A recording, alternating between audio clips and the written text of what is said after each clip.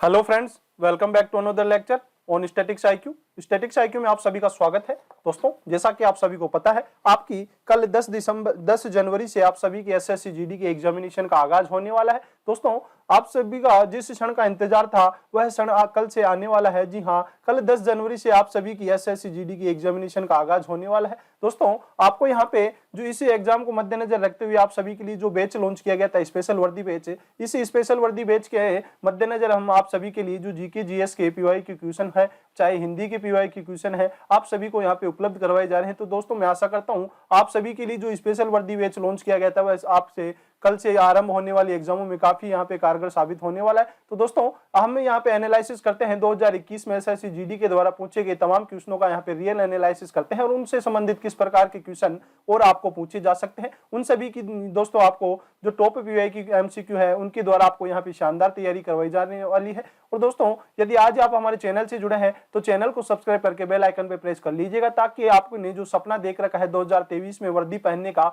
वह सपना आपका सही समय पर दोस्तों जो पूरा हो सके। तो दोस्तों, बिना समय खराब करते हुए आपका कल से दोस्तों जो एग्जाम आरंभ होने वाला है, इसीलिए दोस्तों हम यहाँ पे पीवाई के क्वेश्चन आप सभी के लिए प्रोवाइड करवाते हैं कि किस प्रकार से पिछले एग्जाम में क्वेश्चन पूछे जा चुके हैं और आपको उनसे रिलेट करके किस हिसाब से एग्जामिनर यहाँ पे क्वेश्चन पुटअप कर सकता है, वह आप सभी के लिए यहाँ पे क्लासेज लगवाई गई है। दोस्तों, आप सभी को इनकी 5-5 क्लासेज मिल चुकी है। एक क्लास में हमने 100 क्वेश्चनों का एनालिसिस किया है। उन 100 क्वेश्चनों से बनने वाले एक क्वेश्चन से अपन मानते हैं 5 अन्य क्वेश्चनों को कवर किया है। तो इस प्रकार से दोस्तों आपको एक क्लास में 500 क्वेश्चनों का दोस्तों यहाँ पे रिवीजन, जो रैपिड रिवीजन देखने को मिला है। और दोस्तों, यहाँ पे इसी प्रकार 500 क्वेश्चन आपको देखने को मिले हैं और प्रत्येक एक क्वेश्चन से आपने 5 क्वेश्चन कवर किया। इस प्रकार से टॉप 2500 क्वेश्चनों का आपको यहाँ पर रियल एनालिसिस करवाया जा चुका है। तो दोस्तों, मैं आशा करता हूँ आपको ये सेशन काफी अच्छा लगता होगा। ज्यादा अच्छा लगे तो इसे ज्यादा से ज्यादा लाइक कीजिए, शेयर कीजिएगा। और हाँ, आप सभी से एक छोटा सा निवेदन है, यदि आज आप हमारे चैनल से जुड़े हैं तो चैनल को सब्सक्राइब करके बेल आइकन पे प्रेस कर दीजिएगा। चलिए दोस्तों,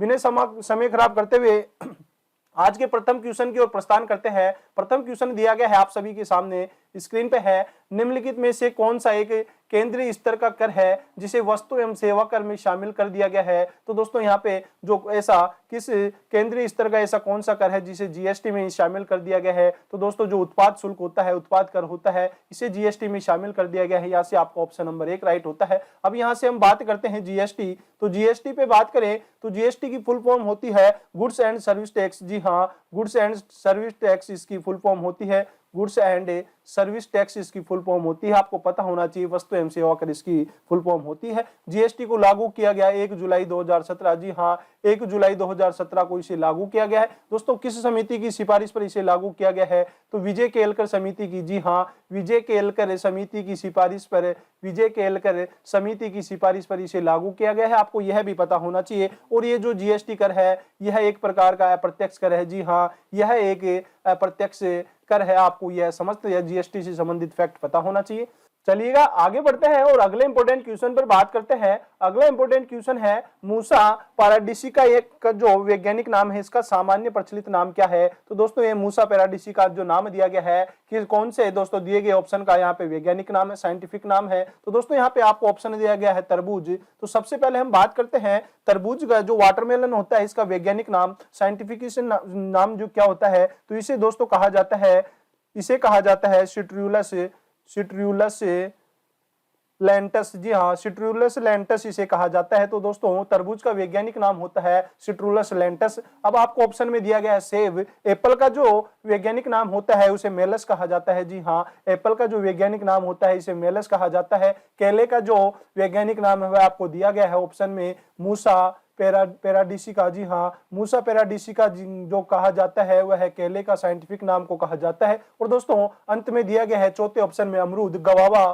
तो यहां से हम बात करने वाले हैं अमरूद के साइंटिफिक नाम के ऊपर। तो इसे कहा जाता है सीडियम। जी हाँ, सीडियम गुजावा कहा जाता है। जी हाँ, सीडियम गुजावा इसे कहा जाता है। तो आपको दोस्तों दिए गए समस्त चारों ऑप्शनों का साइंटिफिक नाम देख लिए हैं। चाहे हम यहाँ से बात करने वाले हैं, यहां से हम बात करते हैं सबसे पहले तरबूज। तो तरबूज का साइंटिफिक नाम है सिट्रुलस लेंटस, सेब का है मेलस, केले का है मसा और पैराडिसी का नाम है, और अमरूद का है सीडियम गुजावा, ये है इसका जो साइंटिफिक नाम है। तो दोस्तों आपको ये समस्त नाम पता होना चाहिए। चलिए अब आगे बढ़ते हैं और अगले इंपॉर्टेंट क्वेश्चन पर बात करते हैं। वह है निम्नलिखित में से कौन सा विटामिन मानव शरीर में कोशिकाओं को एक साथ रखने में मदद करता है। तो दोस्तों जो विटामिन सी है, जी हाँ विटामिन सी है, वह मानव शरीर में कोशिकाओं को एक साथ रखने का कार्य करते हैं। और विटामिन सी का जो वैज्ञानिक नाम है उसे एस्कॉर्बिक अम्ल कहा जाता है। जी हाँ एस्कॉर्बिक अम्ल कहा जाता है। तो आपको इनका वैज्ञानिक नाम भी पता होना चाहिए। और दोस्तों जो पिछले सेशन में हमने देखा था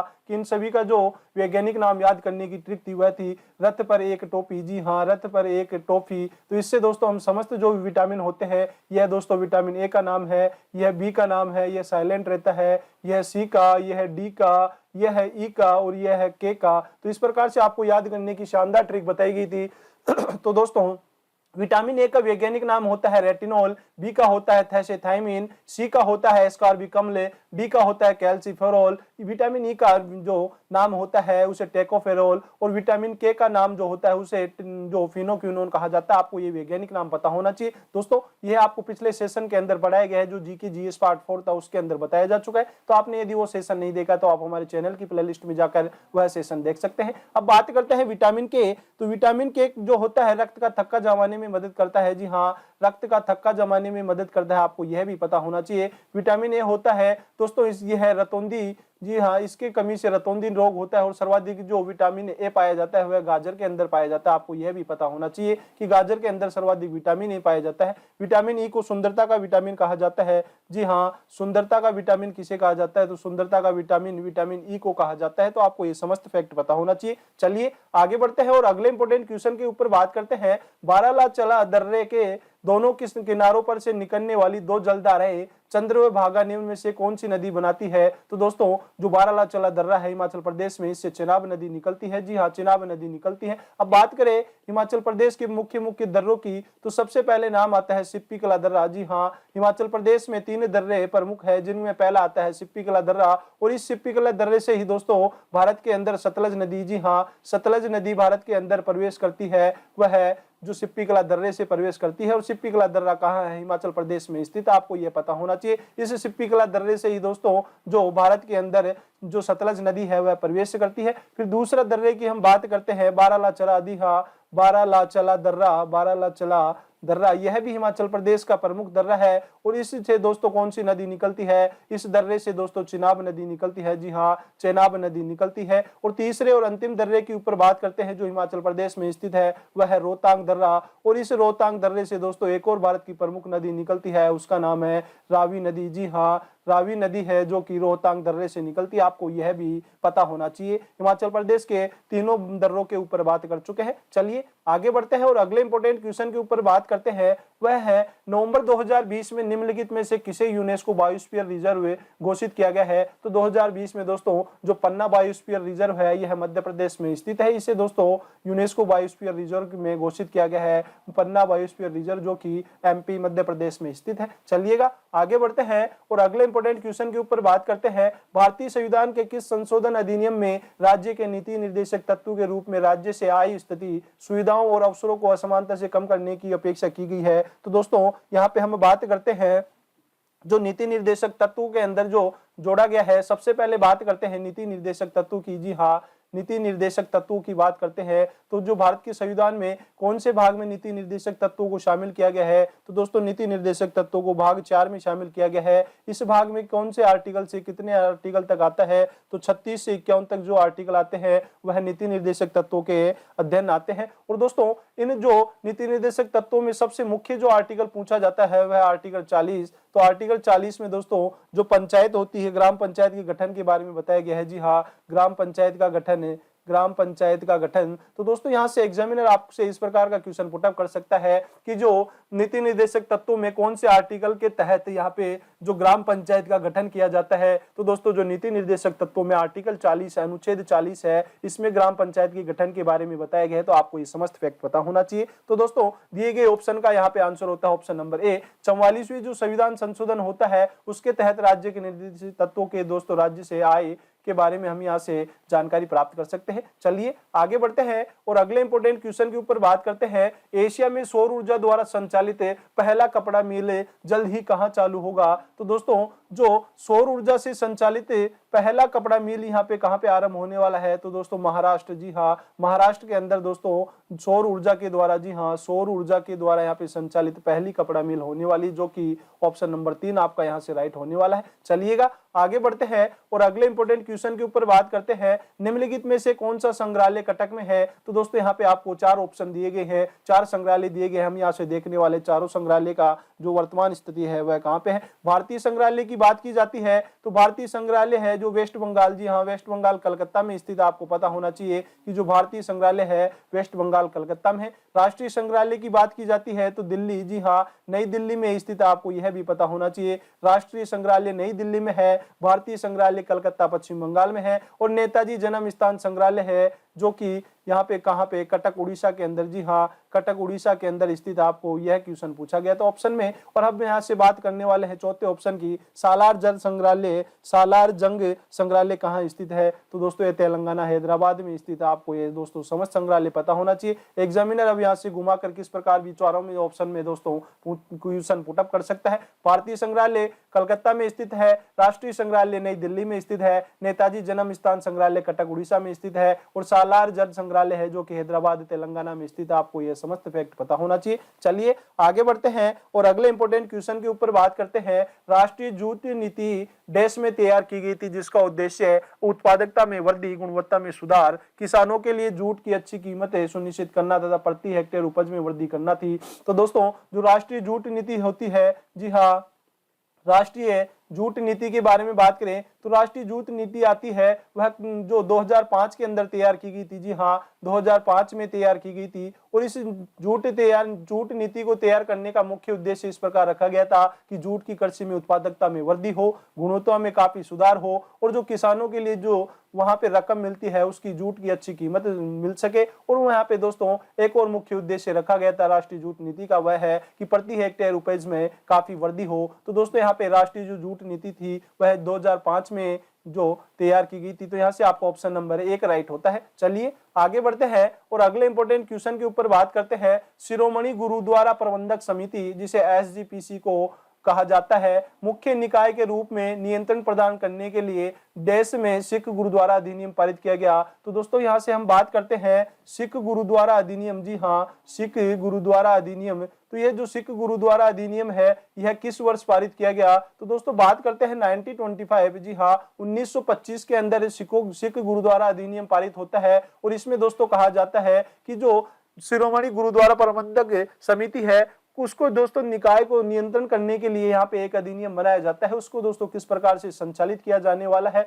और जो किस प्रकार से नियंत्रण किया जाना है वह सिख गुरुद्वारा अधिनियम 1925 के तहत बताया गया। और दोस्तों जो कमेटी बनाई गई उस समिति का नाम है SGPC, शिरोमणि गुरुद्वारा प्रबंधक समिति के दोस्तों निकाय रूप में नियंत्रण प्रदान करने के लिए 1925 में इसकी दोस्तों पारित किया जाता है। तो यहाँ से आपका ऑप्शन नंबर 4 राइट होता है। चलिएगा आगे बढ़ते हैं और अगले इंपोर्टेंट क्वेश्चन पर बात करते हैं। अगला इंपोर्टेंट क्वेश्चन है 1919 में जलियांवाला बाग हत्याकांड कहां हुआ था। तो दोस्तों यह जो जलियांवाला बाग हत्याकांड के बारे में हम यहाँ पे चर्चा करने वाले हैं। जी हाँ जलियांवाला बाग हत्याकांड, तो दोस्तों यह हत्याकांड कब होता है, किसके कहने पर यहाँ पे गोलियां चलाई जाती है, समस्त फैक्ट यहाँ से हम चर्चा करने वाले हैं। तो जलियांवाला बाग हत्याकांड की बात की जाती है तो समय था 13 अप्रैल, जी हाँ 13 अप्रैल 1919 को बैसाखी के दिन, जी हाँ 13 अप्रैल 1919 को बैसाखी के दिन। तो दोस्तों सबसे पहले बात करें जो बैसाखी पर्व है ये पंजाब व हरियाणा के आसपास के क्षेत्रों में मनाया जाता है। और ये दोस्तों जब रबी की फसल की कटाई के बाद नववर्ष के रूप में यह त्योहार मनाया जाता है। तो आपको पता होना चाहिए बैसाखी पर्व पूछा जा सकता है जो दोस्तों पंजाब में काफी धूमधाम से मनाया जाता है। और यह जो रबी फसल कटाई के बाद नववर्ष के रूप में यह त्योहार मनाया जाता है। आपको यह एक्स्ट्रा फैक्ट भी पता होना चाहिए। यहाँ से अब बात करते हैं कि जो जलियांवाला बाग हत्याकांड किस संदर्भ में होता है। तो दोस्तों आप सभी को पता है जो रोलेक्ट एक्ट आता है, काला कानून, उसके विरोध में यहाँ पे जो जलियांवाला बाग में दोस्तों यहाँ पे हजारों की संख्या में आंदोलन किया जा रहा था। और इस आंदोलन को दबाने के लिए ही दोस्तों जो जनरल डायर थे, जी हाँ जनरल डायर ने यहाँ पे गोलियां चलवाई। और उन गोलियों में दोस्तों काफी यहाँ पे जो इस जलियांवाला बाग में सभा के अंदर शामिल हुए जो भारतीय नागरिक थे उनकी दोस्तों गोली मारकर हत्या कर दी गई। और यहाँ पे दोस्तों जो गोली चलवाने वाले से क्वेश्चन पूछा जाता है तो है जनरल डायल है जो कि जलियांवाला बाग हत्याकांड के दोस्तों प्रमुख दोषी कहा जाता है। इनके कहने पर दोस्तों यहाँ पे गोलियां चलवाई गई। अब दोस्तों सबसे महत्वपूर्ण क्वेश्चन के ऊपर यहाँ पे बात करते हैं कि ये जो जलियांवाला बाग है, हत्याकांड है, ये कौन से स्थान पर है, जलियांवाला बाग कौन से स्थान पर है? तो दोस्तों पंजाब में जो अमृतसर है, जी हाँ अमृतसर के अंदर है, पंजाब में ही दोस्तों ये जलियांवाला बाग है। और यहाँ पे दोस्तों जलियांवाला बाग हत्याकांड 13 अप्रैल 1919 वैसाखी के दिन जनरल डायर के कहने पर दोस्तों यहाँ पर भीड़ के ऊपर गोलियां चलवा दी गई, जहाँ से सैकड़ों लोग दोस्तों यहाँ पे मृत्यु को प्राप्त हो गए या शहीद हो गए, यहाँ पे इस प्रकार कहा जा सकता है। तो जलियांवाला बाग हत्याकांड कहाँ हुआ था? तो अमृतसर में। यहाँ से ऑप्शन नंबर 3 राइट होता है। चलिएगा आगे बढ़ते हैं और अगले इंपोर्टेंट क्वेश्चन पर बात करते हैं। पंडित सारंगदेव कृत संगीत रत्नाकर ग्रंथ में कितने अध्याय हैं? तो दोस्तों यहाँ से हम बात करने वाले हैं जो पंडित सारंगदेव हैं उनके द्वारा जो रचित है संगीत रत्नाकर, उस ग्रंथ में 7 अध्याय है। जी हाँ 7 अध्याय है, जो कि ऑप्शन नंबर 2 राइट होने वाला है। चलिए आगे बढ़ते हैं और अगले इंपोर्टेंट क्वेश्चन पर बात करते हैं। अगला इंपोर्टेंट क्वेश्चन आप सभी के सामने है। नवंबर 2020 में मर्सिडीज बेंज ने संभावित HNI उच्च मूल्य वाले ग्राहकों को वित्तीय लाभ प्रदान करने के लिए किस बैंक के साथ कोलैबोरेशन किया था? तो दोस्तों जो स्टेट बैंक ऑफ इंडिया है SBI के साथ उन्होंने कोलैबोरेट किया था 2020 में। तो यहाँ से आपको ऑप्शन नंबर 2 राइट होता है। चलिएगा आगे बढ़ते हैं और अगले इंपोर्टेंट क्वेश्चन के ऊपर बात करते हैं। वित्तीय वर्ष 2019-20 के लिए बजट घाटे के रूप में भारत की GDP का कितना प्रतिशत कितना कर्ज दर्ज किया गया है? तो दोस्तों जो भारत की जो GDP होती है घाटे स्वरूप हमको 4.59, जी हाँ 4.59% यहाँ पे दर्ज किया गया है। ऑप्शन नंबर 4 राइट होता है। चलिएगा आगे बढ़ते हैं और अगले इंपोर्टेंट क्वेश्चन के ऊपर बात करते हैं। अल्बाट्रॉस शब्द का प्रयोग निम्न में से किस खेल में किया जाता है? तो दोस्तों जो अल्बाट्रॉस शब्द है इसका उपयोग गोल्फ में किया जाता है। जी हाँ गोल्फ के अंदर अल्बाट्रॉस शब्द का प्रयोग किया जाता है, इसलिए ऑप्शन नंबर 1 राइट होता है। चलिए इसी क्रम में आगे बढ़ते हैं और अगले जो इंपोर्टेंट क्वेश्चन के ऊपर बात करते हैं वह है कि हड़प्पा कालीन स्थल रंगपुर, जी हाँ जो हड़प्पा कालीन स्थल है रंगपुर भारत के किस वर्तमान राज्य में है? तो दोस्तों रंगपुर की बात की जाती है तो यह भारत के गुजरात राज्य में है। जी हाँ भारत के गुजरात राज्य में है, आपको पता होना चाहिए। और गुजरात का दोस्तों जो काठियावाड़ पठार है, जी हाँ काठियावाड़ प्रायद्वीप के समीप स्थित है। और ये दोस्तों जो रंगपुर स्थान है कौन सी नदी के किनारे बसा हुआ है? तो सुखभादर नदी, जी हाँ सुखभादर नदी के समीप यह है रंगपुर स्थल बसा हुआ था। तो आपको यह पता होना चाहिए। और ये रंगपुर की खुदाई है कब की जाती है? तो ये रंगपुर की खुदाई की जाती है दोस्तों यहाँ से 1953 से 1953 या 54 में इसकी खुदाई की जाती है। और दोस्तों खुदाई करने वाले कौन थे? तो जो एस रंगनाथ है, जी हाँ एस रंगनाथ के द्वारा यहाँ पे 1953-54 में इसकी खुदाई की जाती है। और जो स्थल रंगपुर है यह भारत के गुजरात राज्य में खोजा जाता है। आपको ये समस्त फैक्ट पता होना चाहिए। चलिए आगे बढ़ते हैं और अगले इंपोर्टेंट क्वेश्चन के ऊपर बात करते हैं। अगला इंपोर्टेंट क्वेश्चन है निम्नलिखित में से किसने 2021 में टोक्यो में आयोजित पैरा ओलंपिक्स में रजत पदक जीता है? तो दोस्तों जो यहाँ पे योगेश कथुनिया है इन्होंने दोस्तों रजत पदक जीता है, आप सभी को पता है। जी हाँ योगेश कथुनिया ने रजत पदक जीता है, जो कि कौन से खेल से संबंधित आपको पता होना चाहिए। इन्होंने दोस्तों रजत पदक जीता है और ये कौन से खेल से संबंधित है? तो दोस्तों यह है चक्का फेंक, जी हाँ चक्का फेंक खेल से संबंधित है, चक्का फेंक खेल से संबंधित है। और दोस्तों आप सभी नाम सुना होगा अवनी लेखरा, जी हाँ अवनी लेखरा ने जो टोक्यो ओलंपिक हुए थे उनमें 2 मेडल जीते हैं। 2 मेडल में एक दोस्तों है गोल्ड, जी हाँ एक है गोल्ड और दूसरा है ब्रॉन्ज मेडल, जी हाँ कांस्य पदक इन्होंने जीता है। तो आपको यह पता होना चाहिए। और दोस्तों अवनी लेखरा है जो कौन से खेल से संबंधित है? तो दोस्तों यह निशानेबाजी से संबंधित है। जी हाँ निशानेबाजी से संबंधित है। और कौन से ये स्टेट की खिलाड़ी है? तो ये दोस्तों जो राजस्थान, जी हाँ राजस्थान की खिलाड़ी, आपको यह पता होना चाहिए। चलिए आगे बढ़ते हैं और अगले इंपोर्टेंट क्वेश्चन के ऊपर बात करते हैं। 4वीं से 9वीं शताब्दी के बीच कांचीपुरम किस साम्राज्य की राजधानी थी? तो दोस्तों यहाँ पे कांचीपुरम की बात करते हैं तो कांचीपुरम में जो 4वीं से 9वीं शताब्दी के बीच जो कांचीपुरम थी यह पल्लव साम्राज्य की, जी हाँ पल्लव साम्राज्य की राजधानी हुआ करती थी। तो आपको यह पता होना चाहिए। यहाँ से आपको ऑप्शन नंबर 2 राइट होता है। चलिएगा आगे बढ़ते हैं और अगले क्वेश्चन पर बात करते हैं।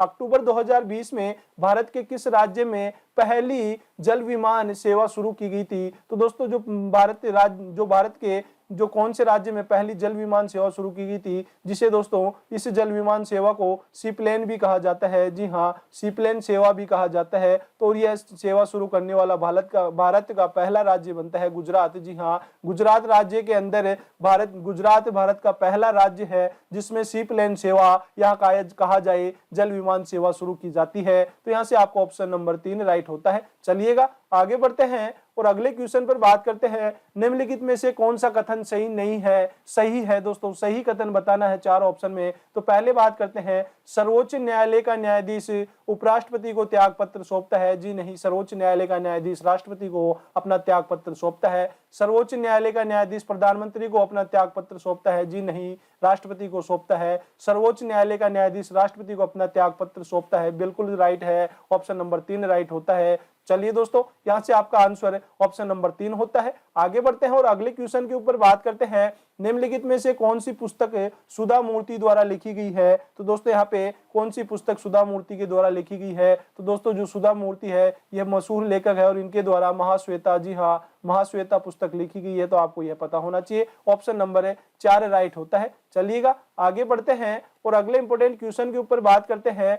निम्नलिखित में से कौन 2014 में पहला भारतीय मूल का एनबीए खिलाड़ी बना है? तो दोस्तों एनबीए खिलाड़ी क्या होता है? पेशेवर खिलाड़ी होता है। और वह कौन बना है? तो दोस्तों ऑप्शन नंबर 3 गुरसिमरन भुल्लर। जी हाँ, गुरसिमरन भुल्लर जो है, जो भारत के पहले भारतीय मूल का पहला एनबीए खिलाड़ी बना है, जो कि ऑप्शन नंबर 3 राइट होता है। अगले क्वेश्चन पर बात करते हैं।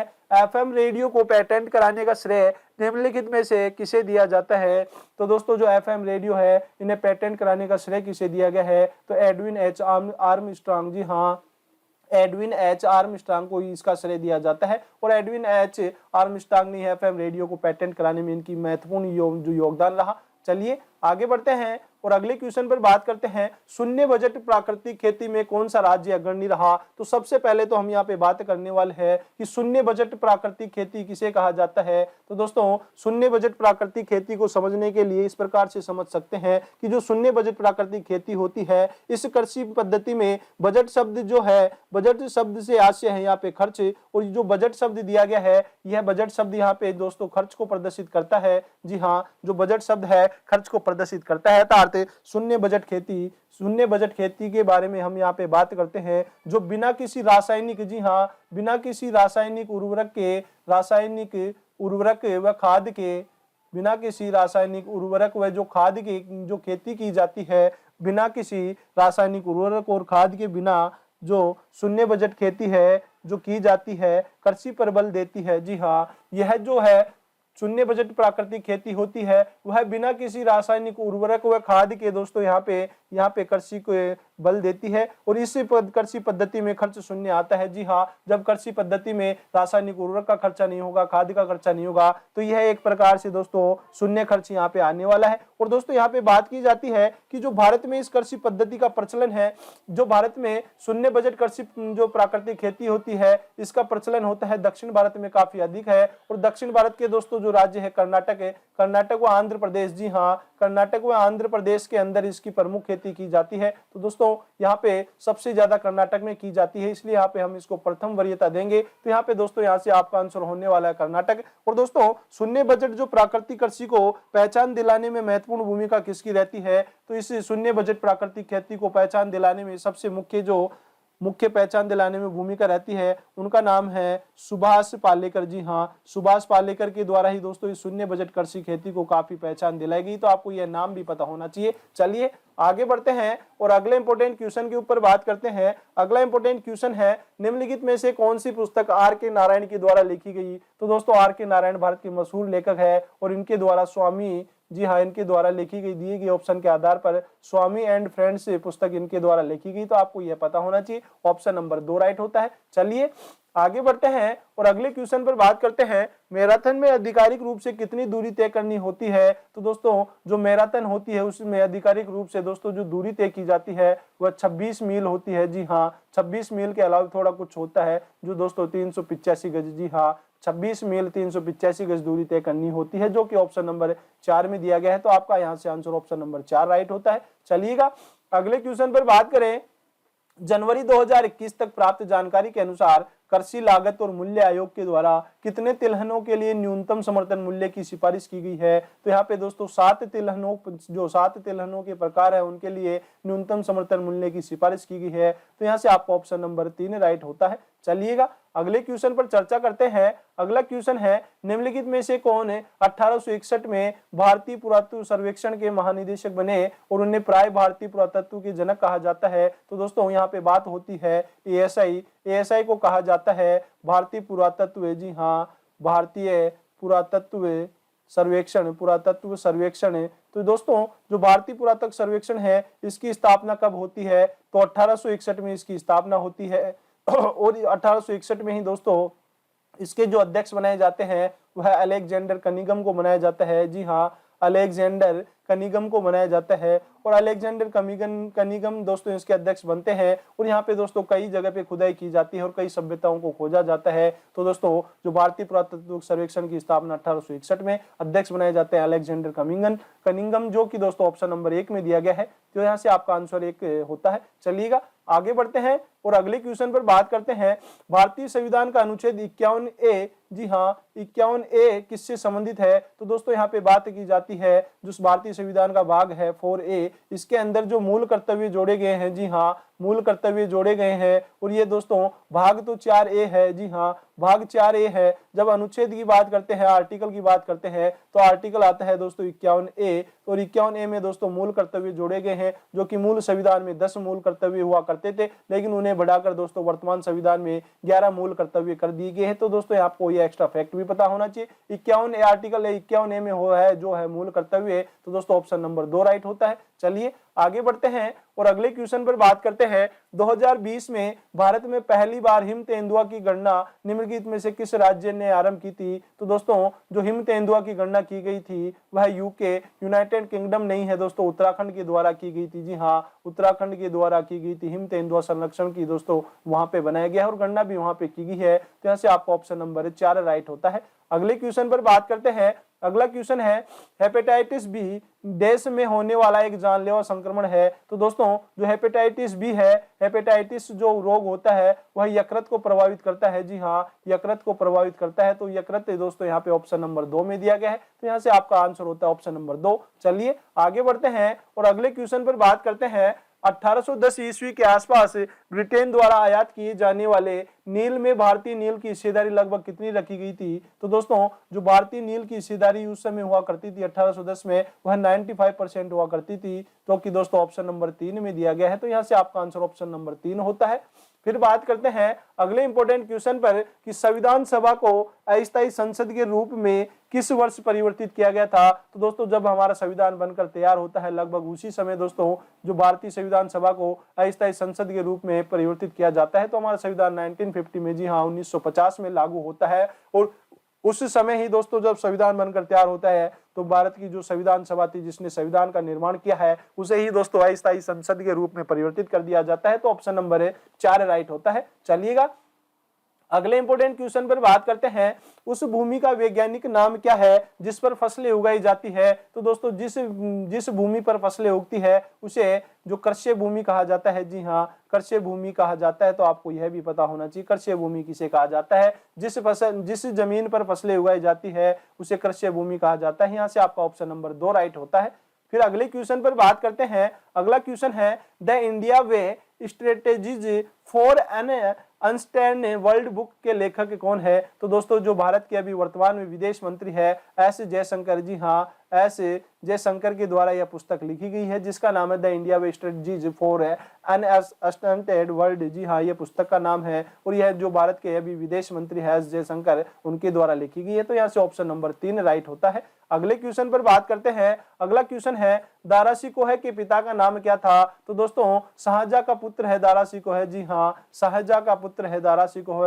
और दोस्तों जो शाहजहां के 4 पुत्र हुआ करते थे उन चारों पुत्रों में दोस्तों उत्तराधिकार युद्ध होता है और यहाँ पे दारा शिकोह भी दोस्तों उन 4 पुत्रों में से एक है। तो यहाँ पे ऑप्शन नंबर 3 राइट होता है। चलिए अगले इंपॉर्टेंट क्वेश्चन पर बात करते हैं। ट्राइग्लिसराइड एक प्रकार की क्या है? तो दोस्तों जो ट्राइग्लिसराइड है यह एक प्रकार का वसा का रूप है। जी हाँ ट्राइग्लिसराइड है यह एक प्रकार की वसा का रूप है। ऑप्शन नंबर 2 राइट होता है। फिर अगले क्वेश्चन पर बात करते हैं, एनीमिया मुक्त भारत सूचकांक 2020-21 अक्टूबर 2020 तक कौन सा राज्य शीर्ष पर था? तो दोस्तों ये 2020 के आंकड़ों के अनुसार उस समय हरियाणा शीर्ष पे था। और ये दोस्तों क्वेश्चन आपको करंट अफेयर के भी यहाँ पे शामिल करवाए जा रहे हैं ताकि आप अनुमान लगा सके कि किस प्रकार से आपकी जो 2023 जनवरी के अंदर आपकी एग्जाम 10 जनवरी से आरंभ होने वाली है, तो आप अनुमान लगा सके किस प्रकार से क्वेश्चन पूछे जा सकते हैं। तो दोस्तों आपने जो समस्त पांच वीडियो देखे होंगे और हमने एक वीडियो में दोस्तों यहाँ पे जो 4 शिफ्टों का एनालिसिस किया है, प्रत्येक शिफ्ट में हमने उसके करंट अफेयर के क्वेश्चन भी रखे हैं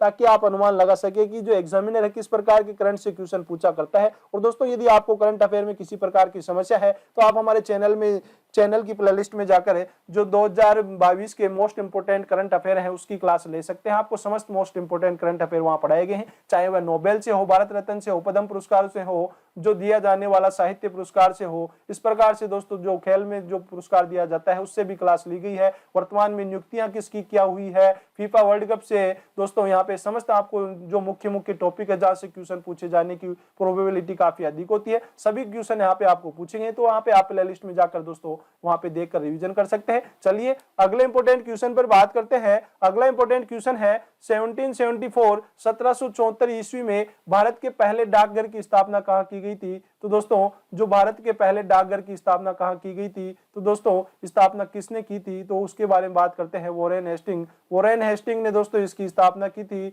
और दोस्तों कहां की थी? तो पश्चिम बंगाल। जी हाँ, पश्चिम बंगाल में इसकी स्थापना की गई थी। तो आपको यह पता होना चाहिए। तो यहां से आपको ऑप्शन नंबर 3 राइट होता है। चलिएगा अगले क्वेश्चन पर बात करते हैं। अगला क्वेश्चन है, नृत्य की किस शैली में नर्तक को नृत्य के दौरान सिर पर रखे मटकों का संतुलन बनाए रखना होता है? तो दोस्तों जो राजस्थान का मशहूर डांस भवाई डांस है, इसमें दोस्तों इस प्रकार से मटकियों के ऊपर मटका रखा जाता है। जी हाँ, मटकियों के ऊपर मटका रखकर यहाँ पे नृत्य किया जाता है। एक के ऊपर एक मटका रखा जाता है और दोस्तों उनका संतुलन बनाकर डांस किया जाता है। वह राजस्थान के दोस्तों जो भवाई नृत्य है उसके मद्देनजर किया जाता है। तो यहाँ से आपका दोस्तों ऑप्शन नंबर 4 राइट होता है। चलिएगा अगले क्वेश्चन पर बात करते हैं। अंतरराष्ट्रीय फेडरेशन द्वारा जारी रैंकिंग के अनुसार जो 75 केजी भार वर्ग में विश्व में प्रथम स्थान पाने वाला पहला भारतीय मुक्केबाज कौन बना था? तो दोस्तों यह 2020 के संदर्भ में क्वेश्चन पूछा गया था। तो उस समय दोस्तों विजेंद्र सिंह। जी हाँ, विजेंद्र सिंह जो 75 किलोग्राम भार वर्ग में विश्व में प्रथम स्थान पाने वाले पहले भारतीय मुक्केबाज बने थे। तो आपको यह क्वेश्चन पता होना चाहिए, जबकि आपका ऑप्शन नंबर 4 में राइट है। चलिए अगले क्वेश्चन पर बात करते हैं। भारतीय संविधान के किस संशोधन द्वारा लोकसभा की सीटों की संख्या 525 से बढ़ाकर 545 सदस्य कर दिया गया? तो दोस्तों जब मूल संविधान बनकर तैयार हुआ था तो उस समय जो हमारे जो लोकसभा की सीटों का निर्धारण किया गया था वह 525 किया गया था। लेकिन जब 31वां संविधान संशोधन होता है, उस 31वें जो कॉन्स्टिट्यूशन अमेंडमेंट के अंदर संविधान संशोधन के अंदर सदस्यों की संख्या 545 कर दी गई। तो दोस्तों 31वें संविधान संशोधन के द्वारा यह किया गया था। तो ऑप्शन नंबर 1 राइट होता है। चलिए अगले क्वेश्चन पर बात करते हैं। हौज-ए-सुल्तानी एक बड़ा जलाशय था जिसका निर्माण दिल्ली के बाहर निम्न में से किसके द्वारा कराया गया? तो दोस्तों जो दिल्ली सल्तनत के वास्तविक संस्थापक कहे जाने वाले जो सुल्तान इल्तुतमिश, जी हाँ,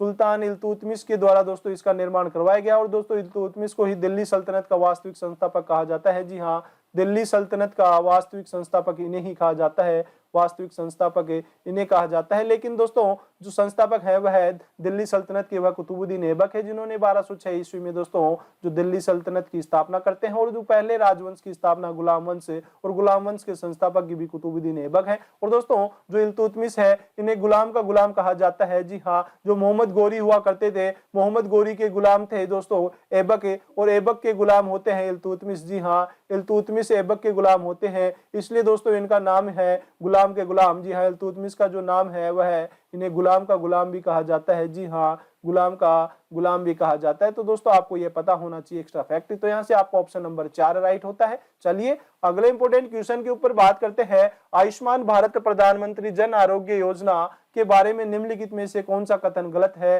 तो दोस्तों यहाँ पे आयुष्मान भारत प्रधानमंत्री जन आरोग्य योजना से क्वेश्चन पूछा गया है। तो दोस्तों यहाँ पे हम गलत कथन के बारे में बात करते हैं। तो जो आयुष्मान भारत प्रधानमंत्री जन आरोग्य योजना के लाभ पूरे देश में कहीं भी प्राप्त किया जा सकता है। जी हाँ, पूरे देश में यह लागू होती है। और दोस्तों जो आरोग्य आयुष्मान भारत प्रधानमंत्री जन आरोग्य योजना 2 वयस्कों और 18 वर्ष से कम आयु के 3 बच्चों के तक के परिवार के लिए स्वास्थ्य बीमा आश्वासन करती है। जी नहीं, यहाँ पे यह कथन गलत है। फिर तीसरे कथन में कहा गया है कि जो ABPMJY माध्यमिक और तृतीयक स्वास्थ्य सेवा प्रदाता अस्पतालों में उपचार के लिए भर्ती होने वाले प्रति परिवार की जो प्रति वर्ष 5 लाख तक का स्वास्थ्य बीमा आश्वासन करती है। जी हाँ, इस जो आरोग्य योजना के अंदर 5 लाख तक का बीमा यहाँ पे आश्वासन प्रदान करती है। और इस योजना में पूर्णतः कैशलेस और पेपरलेस योजना है। जी हाँ, तो यहाँ पे ये तीनों बातें सत्य हैं, जबकि एक जो ऑप्शन नंबर 2 गलत है और हमें गलत ही पहचाना था, तो यहाँ से आपका आंसर होता है ऑप्शन नंबर 2। अगले इंपोर्टेंट क्वेश्चन के ऊपर बात करते हैं, निम्नलिखित में से कौन सा जानवर बिल में नहीं रहता है। तो दोस्तों कौन सा जानवर बिल में नहीं रहता है, तो आपको दिया गया है पहला ऑप्शन कछुआ। तो दोस्तों कछुआ बिल में नहीं रहता है, ये उभयचर है, स्थल पर रहता है। वुडचक दोस्तों बिल में रहता है, खरगोश भी बिल में, धानीमूस भी बिल में रहता है। तो यहाँ से आपका ऑप्शन नंबर 1 राइट होता है। चलिएगा अगले इंपोर्टेंट क्वेश्चन के ऊपर बात करते हैं, अक्टूबर 2020 में टाइफून मोलावे किस देश से टकराया था। तो दोस्तों अक्टूबर 20 में जो टाइफून मोलावे नाम से चक्रवात आता है वह वियतनाम में टकराता है। जी हाँ, और जो वियतनाम में टकराता है तो ऑप्शन नंबर 1 राइट होता है। चलिए अगले इंपोर्टेंट क्वेश्चन के ऊपर बात करते हैं, निम्न में से किस भारतीय राज्य को उसके अनूठी स्थलाकृति के कारण लाल नदी और नीली पहाड़ियों की भूमि के नाम से जाना जाता है। तो दोस्तों लाल नदी और नीली पहाड़ियों की भूमि के नाम से जो भारत का राज्य है असम, उसे जाना जाता है। जी हाँ, असम की स्थिति के बारे में बात करें तो इस प्रकार से दोस्तों नॉर्थ ईस्ट एरिया है।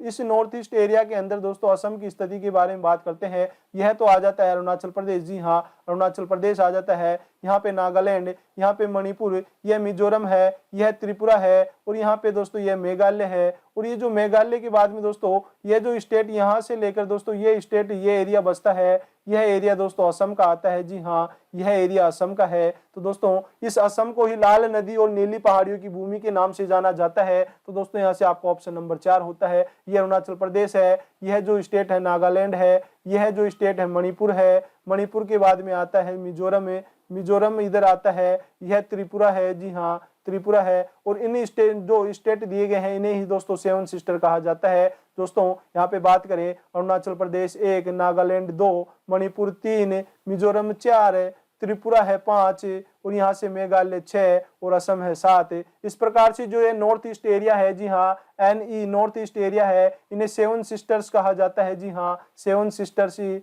इन तमाम स्टेटों को कहा जाता है। तो दोस्तों आपको ये एक्स्ट्रा फैक्ट भी पता होना चाहिए। चलिए आगे बढ़ते हैं और अगले इंपोर्टेंट क्वेश्चन के ऊपर बात करते हैं। अगला इंपोर्टेंट क्वेश्चन है, निम्नलिखित में से किस राज्य में एक आधिकारिक रामसर स्थल लोनार झील स्थित है। तो दोस्तों लोनार झील के बारे में बात करें तो यह महाराष्ट्र राज्य में स्थित है। जी हाँ, महाराष्ट्र राज्य में स्थित है। और यह लोनार झील है दोस्तों उल्कापिंड से निर्मित या जो खगोलीय क्रिया होती है उससे निर्मित यह झील है। तो आपको यह भी पता होना चाहिए, लोनार झील दोस्तों महाराष्ट्र में स्थित। ऑप्शन नंबर 4 राइट होता है। चलिए आगे बढ़ते हैं और अगले इंपोर्टेंट क्वेश्चन के ऊपर बात करते हैं कि कौन सा डॉक्टर रॉबर्ट ऑल्टमैन द्वारा विकसित एक ऋण शोधन अक्षमता पूर्वानुमान सूत्र है। तो दोस्तों यहाँ पे जो जेड स्कोर है वह डॉक्टर रॉबर्ट ऑल्टमैन के द्वारा विकसित एक ऋण शोधन अक्षमता पूर्वानुमान सूत्र है। तो आपको यह भी पता होना चाहिए, जेड स्कोर ऑप्शन होता है। चलिए आज के अंतिम क्वेश्चन के ऊपर बात करते हैं। वंदना लूथरा एक भारतीय प्रेरणादायक उद्यमी है जो कि निम्न में से किसकी संस्थापक है।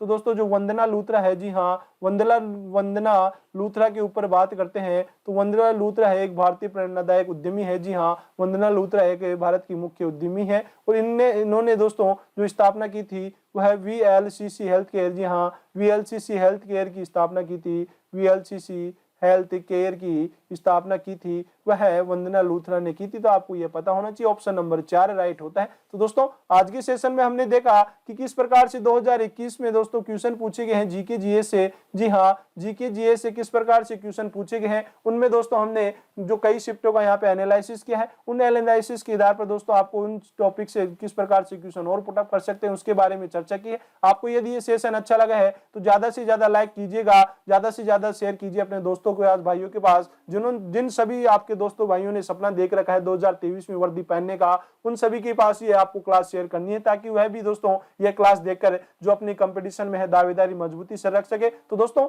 आपका जो कल से है एग्जाम स्टार्ट होने वाली है, आप सभी की एग्जाम के लिए आप सभी को बेस्ट ऑफ लक। ध्यान से एग्जाम करके आइएगा दोस्तों। एग्जाम में जो जाने का दोस्तों समय से पहुंचिएगा, एक दिन पहले वहां जाइएगा और अपना जो पेपर है बिल्कुल एकांत मन से कीजिएगा और इस पेपर करने से पहले आप सभी को अपने माता पिता की ओर एक बार देखकर बिल्कुल पेपर करके आना है, क्योंकि 2023 में आपको वर्दी पहनना है। तो दोस्तों आप सभी को यह सेशन अच्छा लगा है तो थैंक्स फॉर वॉचिंग। यदि आज आप हमारे चैनल से जुड़े हैं तो चैनल को सब्सक्राइब करके बेल आइकन पे प्रेस कर लीजिएगा। और हाँ, एक बार फिर से आप सभी से दोस्तों निवेदन है कि कल आप जब आपका पेपर आरंभ होने वाला है तो आप बिल्कुल अच्छी तरीके से करके आइएगा, बिल्कुल एकांत मन से पेपर को कीजिएगा। Best of luck. चलिए मिलते हैं कल इसी समय इसी वक्त। जय हिंद, जय भारत।